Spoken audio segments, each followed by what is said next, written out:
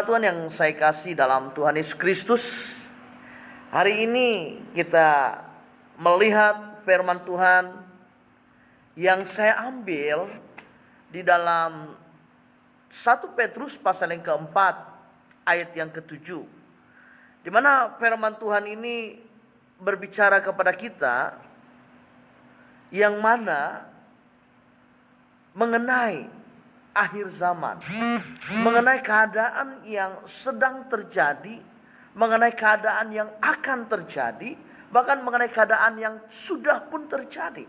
Nah, mari kita baca firman Tuhan ini yang berkata begini, 1 Petrus 4 ayat yang ketujuh, kesudahan segala sesuatu sudah dekat, karena itu kuasailah dirimu dan jadilah tenang, supaya kamu dapat berdoa.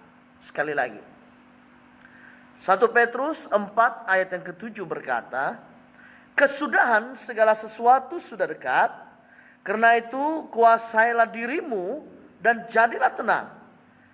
Ini adalah satu firman Tuhan yang mengingatkan kita untuk mampu melayani dan menanggung penderitaan sampai akhir. Nah, karena di dalam kita melayani Tuhan Yesus, di dalam kita mengikuti Tuhan Yesus, banyak hal yang kita hadapi, banyak hal yang kita lalui. Karena itu mari kita bersama-sama hari ini membuatkan satu tekad untuk memiliki sikap yang ada pada diri kita menghadapi akhir zaman. Nah, jadi apa sikap yang harus kita miliki di akhir zaman ini? Di waktu yang terakhir, seperti kata di dalam 1 Petrus ini, di waktu yang terakhir ini banyak hal yang kita hadapi, ya kan? Dunia sudah semakin tua, jemaat Tuhan. Dunia sudah semakin tua, saudaraku. Karena itu, mari kita sungguh-sungguh. Ini bukan sesuatu yang tempat kita bermain lagi. Ini adalah sesuatu yang mana kita harus benar-benar memfokuskan hidup kita kepada Tuhan Yesus. Nah, sekali lagi saya berkata, saya berbicara bukan karena saya terlalu benar atau kudus ataupun sempurna, tetapi saya berbicara supaya kita sama-sama belajar. Saya juga belajar. Karena Alkitab berkata, pada waktu yang sempurna datang, baru menjadi sempurna. Nah, hari ini yang sempurna belum datang. Jadi saya belum sempurna. Jadi apa yang saya ingin sampaikan untuk kita pada hari ini, yang saya ambil di dalam 1 Petrus, ini adalah sesuatu yang memberikan kita peringatan. Ya kan, di wabah, di dalam situasi yang kita hadapi, di mana seluruh dunia menjadi sepi. Bahkan di tempat-tempat terpencil, pedalaman sekalipun, ini sudah diserang semuanya. Ya kan? Jadi kita harus melihat bahwa ini adalah peristiwa-peristiwa yang mana yang harus kita hadapi untuk menguatkan iman kita. Nah, jadi saudaraku, jemaat Tuhan yang saya kasih dalam Tuhan Yesus Kristus, apa sikap yang harus kita miliki dalam hidup kita? Apa yang harus ada pada diri kita untuk kita melalui akhir zaman ini, untuk kita melalui waktu-waktu yang singkat ini. Nah, sebelum itu kita lihat dulu dalam 2 Petrus. Yang terutama 2 Petrus pasal yang ketiga ayat yang ketiga berkata, yang terutama harus kamu ketahui ialah bahwa pada hari-hari zaman akhir akan tampil pengejek dengan ejekan-ejekannya, yaitu orang-orang yang hidup menurut hawa nafsu.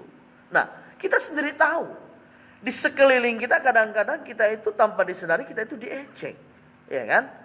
Kita melakukan ibadah itu dan ini, orang mengata begitu dan begini. Nah, tapi di sini sudah diingatkan bahwa ini memang kita hadapi dalam pelayanan. Ya kan, kadang-kadang di rumah dengan dengan nada bercanda, kadang-kadang nada bermain. Oh iya kah? Wah, pergilah kamu orang-orang yang kudus. Pergilah kamu, teman-teman juga kadang-kadang, pergilah kamu orang-orang yang kudus, pergilah orang-orang rohani. Iya kan, itu kalau saya dikatakan demikian, saya mengaminkan. Ya kan, saya mengaminkan yang demikian. Nah, jadi jemaat Tuhan, jadi di dalam kehidupan ini ada saja ejekan orang. Apalagi kalau kita itu giat sekali dalam gereja. Apalagi kita itu giat melakukan pelayanan Tuhan. Ada saja yang orang katakan kepada diri kita. Itu sebenarnya untuk menjatuhkan, untuk melemahkan iman kita. Dan inilah situasi yang dikatakan di dalam 2 Petrus 3 ayat yang ketiga. Ya kan, mungkin hamba-hamba Tuhan yang lain mereka memiliki pengertian mereka sendiri, masing-masing pengertian, karena masing-masing ada karunia-Nya. Jadi untuk saya, pengertian saya, kita itu dihadapkan dengan orang-orang di sekitar kita, di sekeliling kita yang mengejek kita. Ya kan, yang ingin mengkondem ataupun ingin melemah, menjatuhkan iman kita, bahkan mematikan iman kita. Makanya kita itu harus kuat. Ya kan? Makanya kita bahas hari ini. Sebentar ini saya akan bahas apa sikap yang harus ada pada kita. Apa sikap yang harus kita miliki. Apa sikap yang harus kita tanamkan dalam diri kita. Sekalipun menghadapi situasi-situasi ini. Ya kan? Yang kedua, kita perhatikan di sini di dalam 1 Yohanes 2 ayat yang ke-18. Anak-anakku, dalam 1 Yohanes pasal yang kedua ayat yang ke-18. Anak-anakku, waktu ini adalah waktu yang terakhir. Dan seperti yang telah kamu dengar, seorang antikristus akan datang. Sekarang telah bangkit banyak antikristus. Itulah tandanya bahwa waktu itu benar-benar adalah waktu yang terakhir. Wow. Kita terus diperingatkan. Belum lagi yang mengatakan di dalam Matius 24 dan 25 yang mengatakan mengenai keadaan dunia, alam semesta, keadaan yang terjadi di bawah langit, di kolong langit. Ya kan? Ya kan, ini banyak hal yang terjadi. Gempa bumi, wabak, penyakit sekarang, semuanya terjadi. Nah, kita perhatikan, peperangan terjadi, iya kan? Bahkan anak-anak sudah tidak menghormati orang tua lagi. Ini semua terjadi. Nah, semuanya ini memang harus kita hadapi. Karena di situ akan dilihat pada akhirnya, seperti kata firman Tuhan, siapa yang bertahan sampai kepada kesudahannya, dialah yang mempunyai kerajaan surga. Nah, karena itu cuma Tuhan, mari kita cek hidup kita, selidiki. Di dalam kita menghadapi situasi yang begini, apa saja sikap yang ada pada diri kita? Apa saja sikap yang kita tanamkan dalam diri kita untuk menghadapi situasi ini? Nah, saya ingin bahaskan ada 4 perkara sikap yang harus ada kita miliki. Sikap yang harus kita miliki dalam hidup kita. Yang pertama, untuk menghadapi akhir zaman ataupun untuk menghadapi keadaan akhir ini, yaitu tema kita itu adalah sikap yang harus dimiliki, ya kan, di akhir zaman. Jadi untuk menghadapi ini harus ada sikapnya. Apa sikap yang pertama yang kita ambil di dalam 2 Korintus 5 ayat yang ke-13 berkata, sebab jika kami tidak menguasai diri, hal itu adalah dalam pelayanan Allah. Dan jika kami menguasai diri, hal itu adalah untuk kepentingan kamu. Perhatikan baik-baik. Jadi hal yang pertama yang harus ada dalam diri kita itu adalah penguasaan diri. Sekali lagi saya katakan, penguasaan diri. Nah, berbicara mengenai penguasaan diri, banyak sekali orang kadang-kadang tidak mampu untuk menguasai dirinya. Maaf, bukan untuk menjelekkan, mengatakan mengenai seseorang, mengenai apa-apa pribadi. Ini untuk kita semua, termasuk diri saya. Terkadang saya itu tidak mampu menguasai diri saya terhadap anak-anak saya pada waktu saya marah. Ya kan? Nah, jadi mungkin di dalam kehidupan kita ada situasi-situasi yang terjadi. Nah, di sini dikatakan mampu menguasai, dia harus mampu. Apapun situasi, keadaan harus mampu. Apalagi orang ejek kita, ya kan? Apalagi orang mengatakan kita mungkin kita dikatakan pelayanan kamu sesat, pelayanan kamu itu salah, pelayanan kamu itu tidak apa. Karena yang kita lakukan adalah untuk Tuhan Yesus. Jangan kita balas. Jemaat, saya katakan kepada jemaat yang saya layani, saya berkatakan begini di COP Lawas. Saya berkatakan begini, ya biar kalau orang katakan kita sesat, kalau orang katakan kita tidak benar, jangan lawan.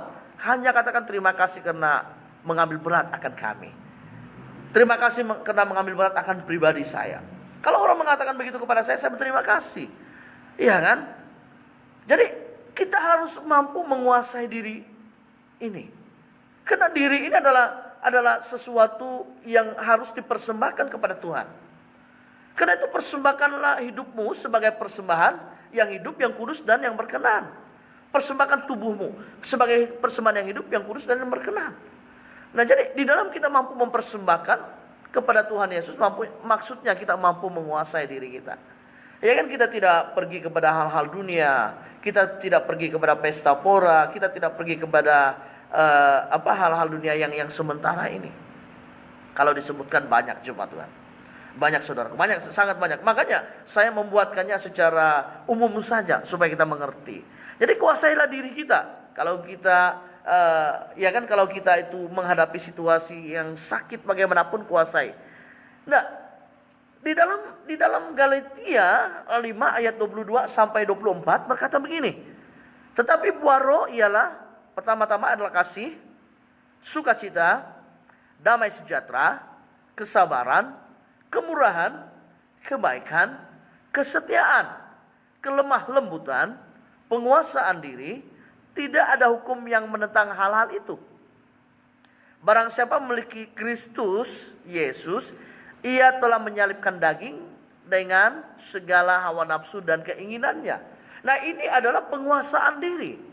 Ketika kita berkata kita adalah milik Yesus, ketika kita berkata kita adalah pengikut Kristus, kita harus ada penyangkalan diri, ya kan? Pengancalan di sini berkata, barang siapa menjadi milik Kristus, ia telah menyalibkan daging. Nah, menyalibkan daging itu adalah penyangkalan. Tahu jemaat Tuhan, kita itu berperang melawan daging. Tahu tidak, musuh terbesar kita dalam hidup itu, saya katakan itu adalah diri kita sendiri. Karena yang mengambil keputusan untuk hidup kita itu adalah diri kita sendiri. Baik benarnya keputusan itu adalah diri kita sendiri. Iya kan? Jadi karena itu kita harus sadar, ini kita harus mengerti. Musuh utama itu adalah diri kita sendiri. Iya kan? Setelah itu, karena saya bukan berkata kita memusuhi diri kita, tapi kedagingan dalam diri kita ini yang membuatkan kita itu terlalu kadang-kadang jauh daripada apa yang Tuhan inginkan. Iya kan? Makanya di sini dikatakan kita harus menyalibkan daging kita dan segala hawa nafsu kita. Karena kedagingan dan hawa nafsu ini yang selalu membuat manusia itu jauh daripada Tuhan. Ya kan? Makanya cuma Tuhan yang saya kasih dalam Tuhan Yesus Kristus, penguasaan diri itu sangat penting. Kita kuasai diri kita. Ya, hari ini kalau kita bawa orang berpuasa, macam-macam yang dikatakan. Itulah, inilah. Saya menerima alasan itu. Saya terima, tapi saya simpulkannya karena apa? Tidak mampu menguasai diri. Ya kan? Tidak mampu, penguasaan diri itu yang selalu membuatkan kita itu kalah. Sebab itu di dalam diri kita, Alkitab berkata, dalam kita diri ada dua yang sedang berperang, yaitu keinginan daging dan keinginan roh. Ya kan? Dan selalu keinginan daging ini yang menang. Ya, keinginan daging itu yang selalu menang. Jadi sebab itu saya berkata, diri kita ini adalah musuh utama kita. Tapi ketika kita mampu menyalibkan daging kita, mengawal hawa nafsu kita, jadi kita itu sudah berhasil melawan diri kita sendiri. Ya kan? Karena apa? Kedagingan, keinginan kedagingan itu adalah sesuatu yang fana, yang sementara. Yang membawakan kepada kebinasaan. Jadi karena itu mari kita di sini mampu untuk menguasai kehidupan kita. Mampu untuk menguasai diri kita. Mampu kuasai diri kita. Karena di situ kita akan melihat sejauh mana kesabaran kita. Sejauh mana kesabaran kita dalam kita menguasai diri. Tidak cepat marah, ya. Tidak cepat memberontak, macam-macam. Jadi karena itu kuasailah dirimu, mampu menguasai dirimu, mampu menguasai diri. Jadi inilah sikap yang kita hadapi di akhir zaman. Jadi iblis masuk untuk menjerat pun bagaimanapun. Ketika kita mampu menguasai diri, semuanya menjadi oke. Nah, seperti dalam Yohanes 10:10 berkata bahwa pencuri datang hanya untuk mencuri, membunuh dan membinasakan. Nah, tetapi Tuhan Yesus datang supaya kita diberikan hidup yang berkelimpahan, diberikan hidup di dalam kesehatan, di dalam keselamatan, perlindungan. Dia datang memberikan semuanya itu kepada diri kita. Dia memberikan sukacita, dia memberikan damai sejahtera. Dia memberikan wow, sesuatu yang tidak dapat diberikan oleh dunia. Perhatikan baik-baik. Iblis datang itu mencuri. Pada waktu sukacita kita dicuri, pada waktu sesuatu yang kita miliki itu dicuri oleh iblis, damai sejahtera, cuma Tuhan, penguasaan diri itu sudah hilang. Kemarahan datang. Pada waktu kesabaran dicuri oleh iblis, datanglah kemarahan. Ya kan? Sebab itu mari kita mampu menguasai dalam situasi apapun. Saya berkata memang tidak mudah, bukan senang, tetapi apapun harus kita usahakan supaya kita mampu. Karena ini adalah kehendak Tuhan dalam hidup kita.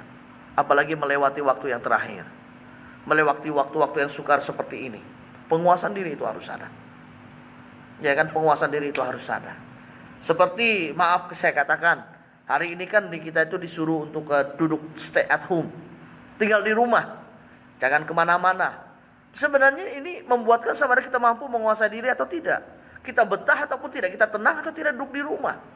Ya kan, ini adalah sesuatu juga termasuk dalam penguasaan diri.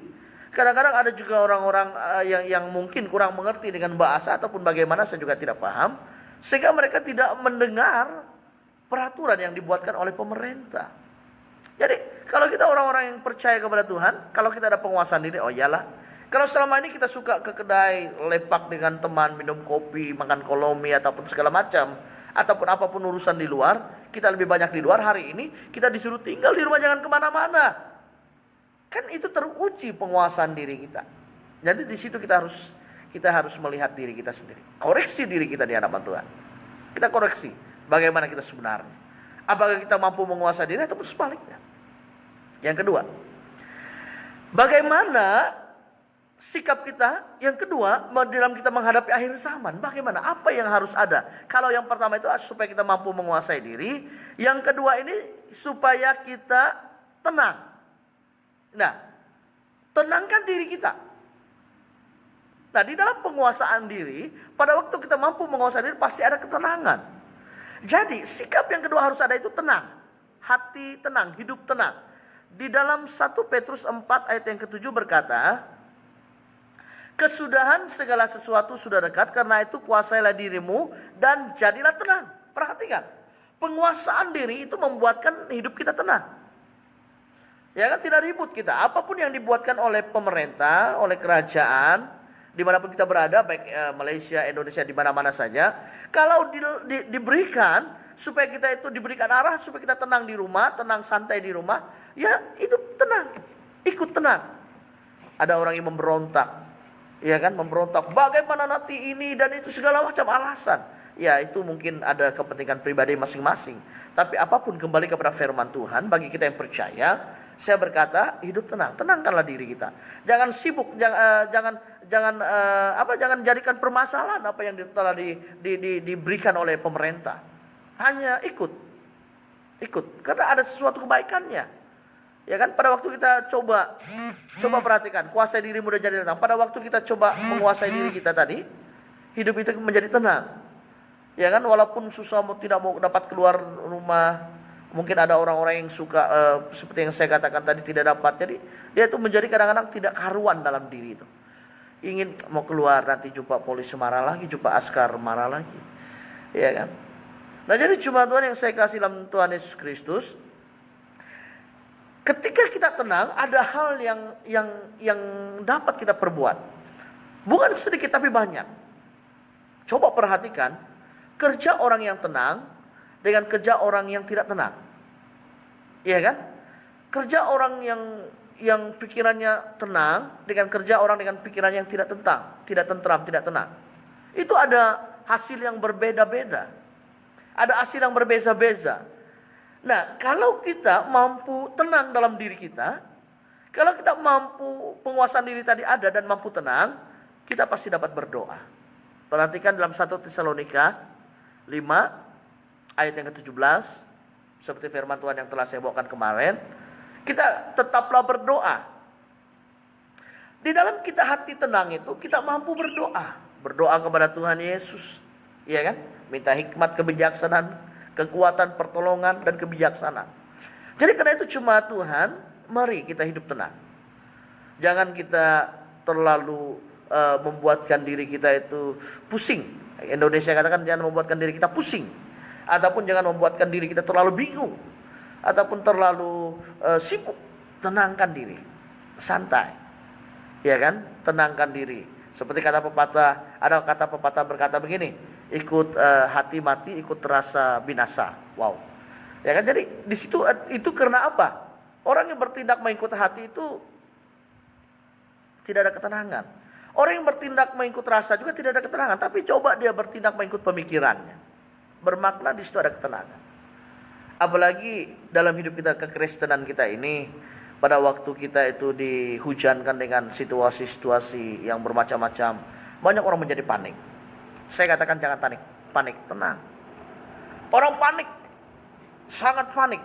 Tahu tidak, kepanikan itu datang daripada iblis. Pada waktu kepanikan datang, ketakutan itu datang. Nah, pada waktu ketakutan itu datang, bagaimana kita mampu untuk berdoa? Panik sudah kita. Tidak tentu, sudah tidak karuan.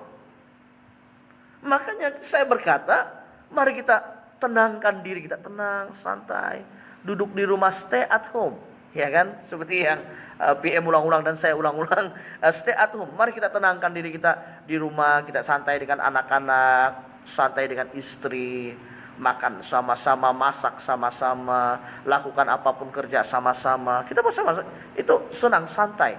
Kita membuat hidup kita tuh jangan terlalu kucar-kacir. Kita buat hidup kita tuh rileks, santai dan tenang. Itu akan lebih baik. Mengapa banyak orang stres dalam hidupnya? Mengapa banyak orang stres sehingga bunuh diri, sehingga mengambil dada, obat-obat terlarang? Kenapa? Karena mereka tidak tenang. Pikiran tidak menentu. Ya kan, dia merasakan, ya bagaimana tuh? Sepertinya kecil, sempit sekali dunia itu. Sebab itu dia tidak tenang. Seperti hidupnya itu sempit sekali.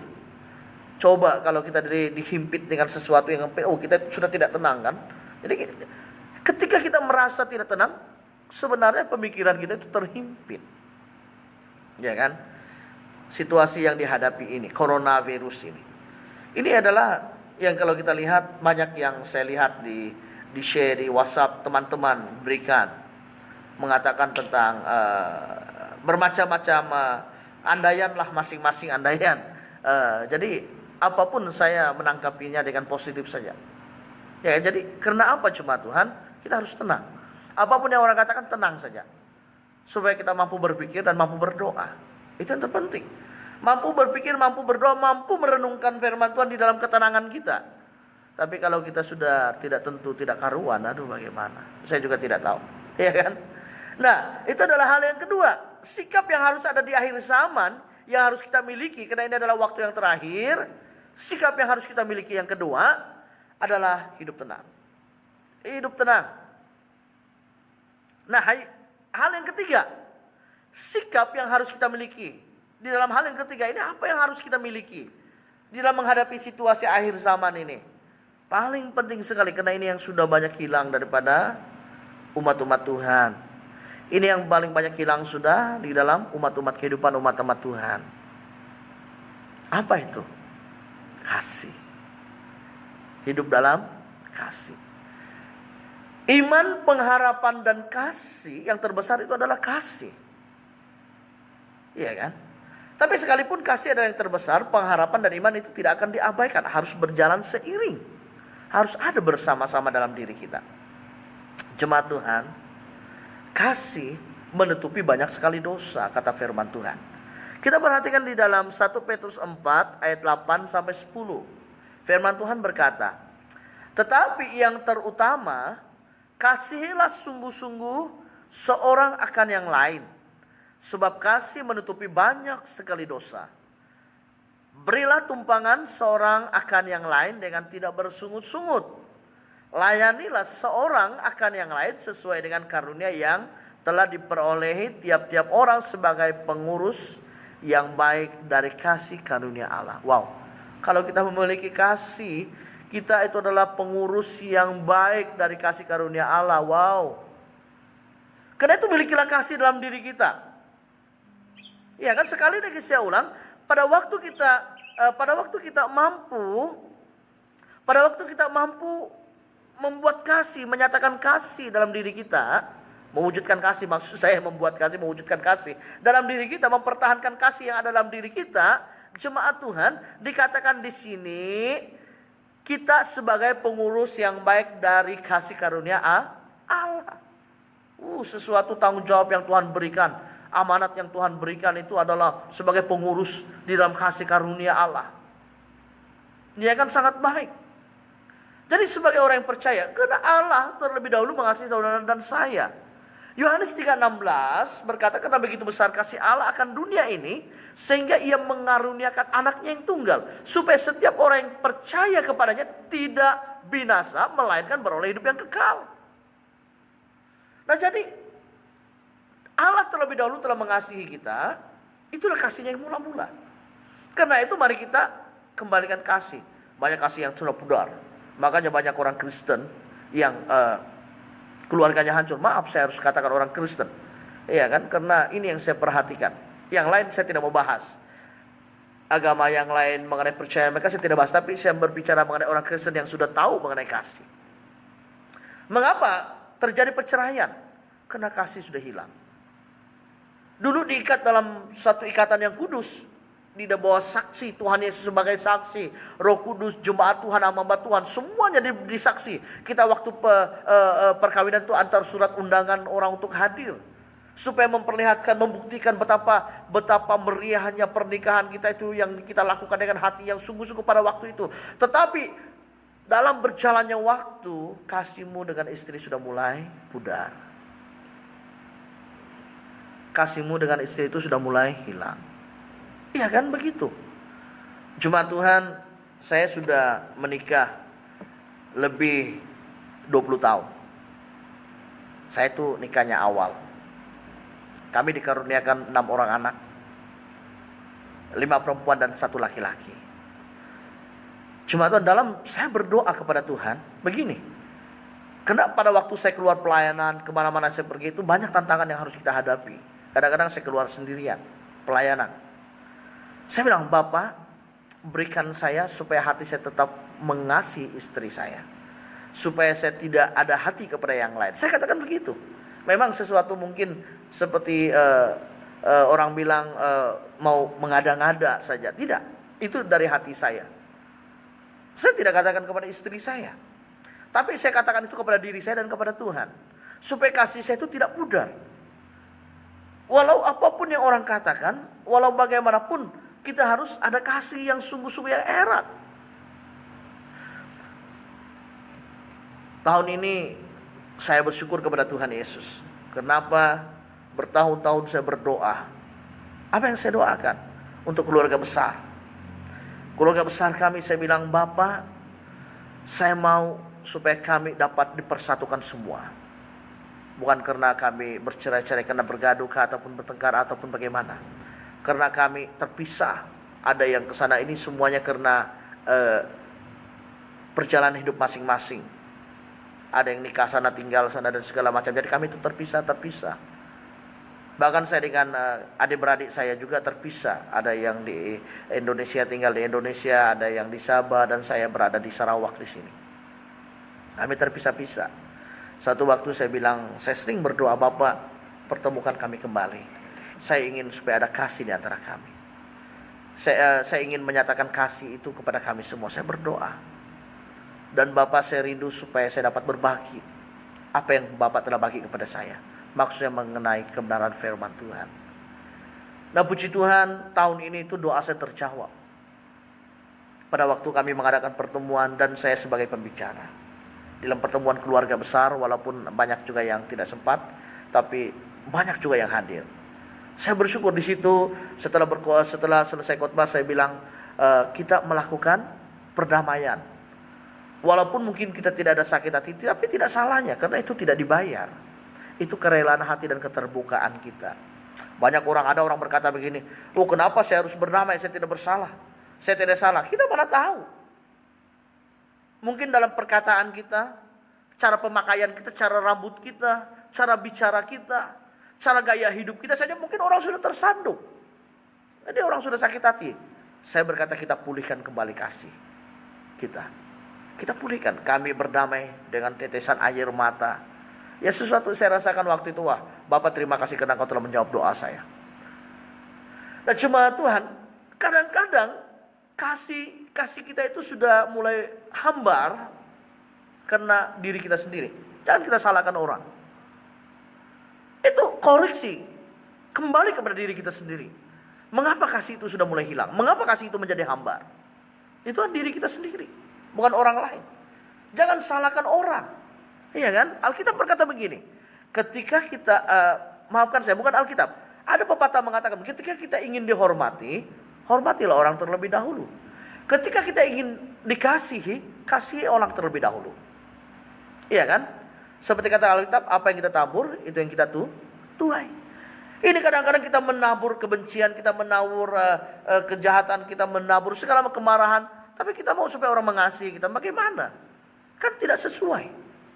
Jadi sebab itu saya katakan, dalam hidup kita ini, milikilah kasih. Kembalikan kasih yang hilang. Iblis datang merebut kasih itu. Pertahankan kasih itu, kembalikan kasih itu ke dalam diri kita. Mungkin ada yang sudah mulai pudar kasihnya. Kembalikan. Hubungan suami istri, kembalikan. Berdoa kepada Bapa. Minta supaya Bapak memberikan kekuatan. Kasihnya. Karena Bapak itu adalah kasih. Berikan supaya kasih itu tetap ada dalam diri kita. Kita mampu untuk melakukan kasih. Iya kan? Karena ini yang Tuhan tuntut dalam hidup kita juga. Kasih itu. Karena itu yang dia lakukan terlebih dahulu. Dia yang memberikan anak yang tunggal karena mengasihi dunia. Supaya tidak ada satupun yang binasa. Jadi karena itu jemaat Tuhan yang saya kasih dalam Tuhan Yesus Kristus, mari kita praktekkan kasih. Kembalikan kasih. Sekali lagi saya katakan, pada waktu kita mampu melakukan kasih dalam hidup kita, ingat, di dalam 1 Petrus 4 ayat yang ke-10 berkata begini, kita akan menjadi pengurus yang baik di dalam kasih karunia Allah. Pengurus. Bapak melantik kita menjadi pengurus kasih yang baik di bawah kasih karunia-Nya. Satu yang baik. Saya mau. Karena itu cuma Tuhan yang saya kasih dalam Tuhan Yesus Kristus. Praktekkan kasih dalam diri kita. Praktekkan. Lakukan. Bagaimana orang benci kita, bagaimana orang hina kita, bagaimana orang lakukan yang tidak baik dengan keluarga kita. Bagaimanapun pandangan orang dengan kita, bagaimanapun apapun orang katakan, tetap mengasihi. Yesus, kalau kita perhatikan Tuhan Yesus, dia sampai daripada dia ditangkap, daripada dia dituduh, dihina, di segala ditangkap dan sampai disalibkan, disiksa, disalibkan, bahkan sampai mati, dia tidak ada satupun membalas. Apa katanya? Malahan dia berdoa lagi untuk mereka. Bapa ampuni mereka karena mereka tidak tahu apa yang mereka perbuat. Itu menunjukkan betapa mengasihinya Tuhan, betapa besarnya kasih Bapa kepada dunia, kepada manusia. Jadi kita harus meneladani. Kalau engkau berkata engkau adalah anak Allah, kalau engkau berkata engkau adalah anak Allah, engkau berkata engkau adalah anak Tuhan Yesus, engkau berkata aku adalah anak Tuhan Yesus, engkau harus menerapkan kasih. Karena DNA kasih, DNA daripada Bapa itu harus ada dalam diri kita. Karena itu milikilah kasih. Karena kasih yang sempurna harus kita ada dalam diri kita, apalagi dalam keluarga kita. Cuma Tuhan, yang ketiga, yang keempat dan yang terakhir, di dalam 1 Petrus 4 ayat yang ke-11, jika ada orang yang berbicara, baiklah ia berbicara sebagai orang yang menyampaikan firman Allah. Jika ada orang yang melayani, baiklah ia melakukannya dengan kekuatan yang dianugerahkan Allah, supaya Allah dimuliakan dalam segala sesuatu. Karena Yesus Kristus ialah yang mempunyai kemuliaan dan kuasa sampai selama-lamanya. Amin. Jemaat Tuhan, hal yang keempat yang harus kita miliki di akhir zaman ini, itu adalah memberitakan firman Tuhan. Di dalam situasi yang sulit, sekalipun pemerintah bilang, mungkin rancangan iblis, bukan lagi mungkin, ini rancangan iblis supaya gereja-gereja ditutup. Ya, supaya tidak ada persekutuan. Tapi ada solusinya. Kita beribadah melalui cara online. Kita mendengarkan firman, membaca doa firman Tuhan. Bahkan di rumah kita mampu berfellowship bersama keluarga di dalam merenungkan firman Tuhan. Kita memberitakan firman Tuhan dalam keluarga. Kita melakukan firman Tuhan dalam keluarga. Jadi karena itu jemaat Tuhan yang saya kasih dalam Tuhan, di dalam situasi yang kita hadapi sesulit apapun ini, rancangan-rancangan iblis ini yang mau menggagalkan semuanya, tetap memberitakan firman Tuhan. Itu adalah amanat agung Tuhan Yesus. Karena itu, pergilah ke seluruh dunia, kata firman Tuhan. Jadikanlah semua bangsa muridku. Baptislah mereka dalam nama Bapa, Anak dan Roh Kudus. Ajarlah mereka melakukan segala sesuatu yang telah kuajarkan kepadamu. Ketahuilah, aku menyertai kamu senantiasa sampai kepada akhir zaman. Perhatikan baik-baik. Di dalam kita memberitakan firman Tuhan, baik melalui media massa, baik melalui face to face berjumpa dengan orang, hadirkan Tuhan Yesus, hadirkan Roh Kudus. Janji penyertaan Bapa itu ada. Karena kita tahu dunia ini harus dimenangkan. Dunia ini harus dimenangkan, dunia ini harus dipulihkan, dunia ini harus kembali kepada Bapa. Harus kembali. Kita harus kembali. Waktu ini yang adalah waktu yang terakhir. Waktu yang sangat terakhir, kita harus kembali kepada Bapa. Waktu ini kita harus kembali kepada Tuhan Yesus Sang Pencipta. Cuma Tuhan yang saya kasih. Karena itu, sekali lagi, mari dalam hidup kita memiliki sikap-sikap ini dalam kita menghadapi situasi yang terakhir. Karena apapun yang kita perbuat di bawah kolong langit ini nanti itu akan dipertanggungjawabkan kepada Bapa yang di surga pada waktu penghakiman. Apa yang diperbuat diri kita itu masing-masing akan dipertanggungjawabkan di hadapan Tuhan Yesus. Makanya mari kita bawa diri kita. Tidak kisah apa orang kata mengenai diri kita. Bawa diri kita di hadapan Tuhan. Ya kan? Jadi sekali lagi saudara, ada 4 hal yang kita renungkan hari ini. Dalam sikap kita menghadapi akhir zaman. Yang saya ambil di dalam 1 Petrus 4 ayat yang ke-7. Sikap yang pertama adalah mampu menguasai diri. Yang kedua, kita harus mampu hidup tenang. Supaya kita mampu berdoa. Yang ketiga, supaya kita hidup dalam kasih. Dan yang keempat, supaya kita terus memberitakan kebenaran apapun keadaan. Karena itu yang Tuhan inginkan. Jadi jemaat Tuhan yang saya kasih dalam Tuhan Yesus Kristus, mari kita bawa hidup kita di hadapan Tuhan. Mari kita bawa keluarga kita di hadapan Tuhan.